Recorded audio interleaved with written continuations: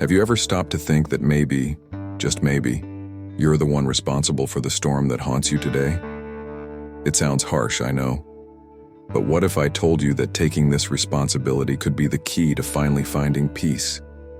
Many of us spend years running from our own mistakes, thinking the problem is always out there. But what if the real enemy was the reflection in the mirror? Here's an uncomfortable truth. The biggest storms in our lives often begin with small choices. One misplaced word here, one rushed decision there, and boom, we've created chaos that we later don't know how to face. And now what? How do you ask for help for something you yourself caused? Seems unfair, right? But calm down, because there's a way out, and it starts with something simple: a morning prayer for mercy. Imagine starting your day by asking for guidance, forgiveness, and strength to face what you helped create. It may seem strange at first glance, but this practice could be the first step toward transforming your reality. And the best part? You don't need to wait weeks or months to see results. With just a few minutes a day, you can start feeling a lightness you never imagined possible. But here's the secret. This process isn't about blaming or punishing yourself. It's about recognizing your role in the story and, from there, building something new. Yes, you created the storm, but you can also be the hero who faces it. So do you want to discover how to take that first step and all the ones that follow? Stick with me until the end, because what's coming next will change the way you see the world and yourself. Are you ready to stop running? Look at the mess you've created and finally find relief in God's presence? Have you ever stopped to think about how many times you were the one who planted the seeds of the storm that haunts you today?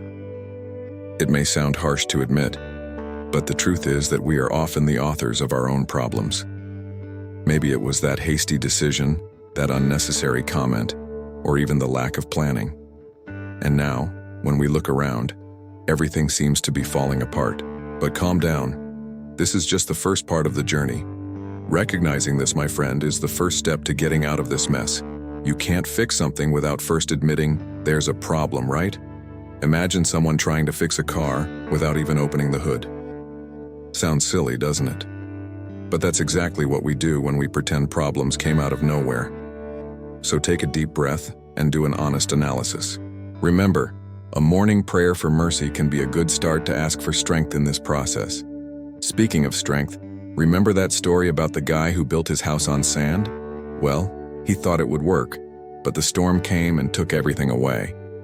This isn't just an old parable, it's also a modern lesson. How many times have you bet on quick fixes thinking you'd solve everything fast? We always think we can escape through shortcuts, but reality tends to knock on our door when we least expect it. But here's some good news. Recognizing your role in creating this storm is already halfway to solving it. Take a look at your daily life. What choices have you made recently that might have contributed to this chaos?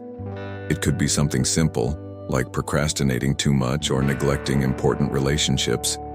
Sometimes the problem isn't a giant hurricane, but a series of small storms that end up turning into a whirlwind. And you know what? This reflection can be painful, but it's liberating. When you take responsibility, you stop blaming others or circumstances. It's like taking a bag of rocks off your back. Now imagine waking up tomorrow with this new perspective. Who knows, maybe including a morning prayer for mercy in your routine to ask for guidance. After all, facing the storm begins with seeing the cloudy sky. If there's one thing that can completely change the course of your day, and perhaps even your life, it's how you start your morning. Think about it. How many times have you woken up already running without even breathing properly, and the rest of the day felt like a runaway train? It's no wonder so many successful people emphasize the importance of having a solid morning routine. And guess what? Many of them include a morning prayer for mercy in their routine. Now imagine starting your day by asking for guidance and mercy. It may seem simple, but this small gesture can make a huge difference in how you face the challenges ahead. It's like saying, "Hey universe, I know today might be tough, but I'm ready to face whatever comes." Not only does it connect you with something greater, but it also gives you an extra dose of mental clarity. Try it tomorrow. Before grabbing your phone or thinking about your tasks, say this prayer. But hold on. You don't need to be religious to understand the power of a moment of reflection early in the morning. Even those who don't follow any specific belief can benefit from a few minutes of silence and intention. For example, think about the habit of great entrepreneurs who meditate or write down their goals every morning. Or remember Oprah Winfrey, who always emphasized the importance of starting the day with gratitude. All of this serves the same purpose, aligning your mind with what truly matters. Speaking of alignment, have you noticed how messy mornings tend to bring messy days too? It's like that saying, whoever gets ahead first arrives first. If you start your day organizing your priorities, whether through prayer, inspiring reading, or even a slow cup of coffee while reflecting on your goals, you'll find it much easier to handle turbulence. Let's face it, who doesn't need a little more calm when things start going wrong? So, how about trying a new ritual tomorrow? Wake up a few minutes earlier, take a deep breath, and pause for yourself. It could be a morning prayer for mercy, a quiet coffee while reflecting on your goals, or even a frank conversation with yourself. The important thing is that you take control of the wheel from the start of the day. After all, as they say, the beginning is always the most important part of any journey. If there's one thing heavier than a backpack full of stones, it's regret. That, if only I had known, or I should have done it differently, has the power to keep us stuck in the past, like an invisible chain. And you know what the worst part is? When that weight starts dictating our choices in the present, preventing us from moving forward. But calm down. This doesn't have to be the end of the road. There's a way out. And it starts when you decide to ask for help. This is where the importance of a morning prayer for mercy comes in again. It's not just about faith, but about recognizing that alone, we often can't carry all that burden. Imagine someone trying to climb a mountain while carrying a piano on their back. Ridiculous, right? But that's exactly what we do when we insist on dealing with our mistakes without seeking support. Asking for mercy, whether from God, the universe, or even ourselves, is the first step to letting go of that weight. But let's get practical here. How do you turn that regret into something productive? Think about Thomas Edison's story. He failed thousands of times before creating the light bulb, but he never saw those attempts as failures. For him, every mistake was a lesson learned. Now, imagine applying that mindset to your life. Instead of dwelling on what went wrong, ask yourself, what can this situation teach me? This small shift in perspective can change everything. Of course, it's not always easy. Sometimes guilt feels so overwhelming that we don't even know where to start. I've seen people lose years of their lives trapped in this cycle of self-sabotage, thinking they deserve to be punished for their own mistakes. But the truth is, no one grows without stumbling. Even great leaders like Nelson Mandela had to face their own ghosts to become who they were. They didn't deny their faults. They simply decided they wouldn't let those faults define their future. So why not start today? Grab a notebook, sit in a quiet place, and make a list of the things from the past that bother you. Then, next to each item, write down a practical action you can take to change it. It could be apologizing to someone, investing in self-awareness, or simply doing a morning prayer for mercy every morning. The important thing is to take the first step, because deep down, redemption isn't about erasing what happened, but about building something new from it. When the storm hits, many people think the best thing to do is hide until it passes. But the truth is that, as difficult as it may be, staying still won't solve anything. After all, have you ever seen someone fix a leaking boat without leaving the shore? Resilience isn't about avoiding the rain. It's about learning to dance in the mud. And yes, this includes moments when you cry out for a morning prayer for mercy, just to remind yourself that you're not alone in this. Now let's talk about something practical. How do you face this storm without losing control? Imagine yourself as a navigator in the middle of a rough sea. If you only focus on the huge waves, you'll probably panic. But if you focus on the horizon, that fixed point ahead, everything starts to feel more manageable. In life, that horizon could be a greater purpose, a goal, or even faith in something that sustains you. The secret is to keep your focus on what truly matters. Another important point is learning to deal with the internal chaos. When everything seems to fall apart, our minds often turn into an even bigger mess. That's where the power of simple practices comes in, like deep breathing or that morning prayer we mentioned earlier. Think of it as an emotional reset. Even high-performance athletes use breathing techniques to stay calm under pressure. So why wouldn't you do the same? But what if I told you that facing the storm can also be an opportunity for growth? It sounds contradictory, but it's true. People like Malala Yousafzai wouldn't have become symbols of strength if they hadn't faced enormous adversities. They turned their struggles into fuel to change the world.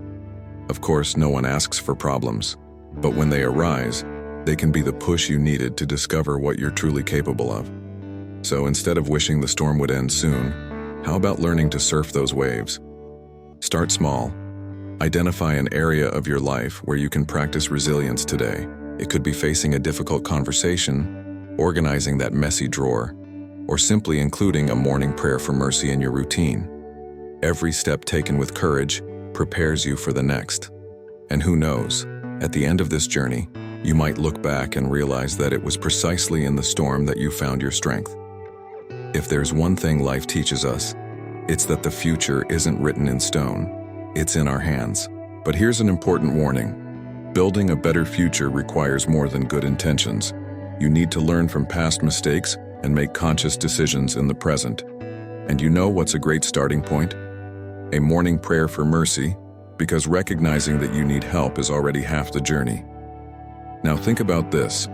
How many times have you promised to change something only to fall back into the same patterns? Don't worry, this happens to everyone. The trick is to create small habits that help you break out of that comfort zone. For example, if you notice you procrastinate too much, try breaking your tasks into smaller blocks. It seems simple, but it works. After all, even great constructions start with a single brick. And speaking of construction, let's talk about relationships. Many of the storms we face have roots in how we treat the people around us. Maybe it's time to repair some broken bridges. Remember that person you stopped talking to because of a misunderstanding? How about taking the first step and extending your hand? Sometimes a simple "I'm sorry" can be the beginning of a new phase in your life and in your future. But don't fool yourself into thinking everything will change overnight. Building a better future is like planting a tree. You need to water it, care for it, and be patient until you see the fruits. Think of someone like J.K. Rowling, who faced countless rejections before publishing Harry Potter. She could have given up, but she chose to keep going. So, what's your Harry Potter? What do you want to build in the long term? Finally, don't underestimate the power of starting each day with a renewed purpose.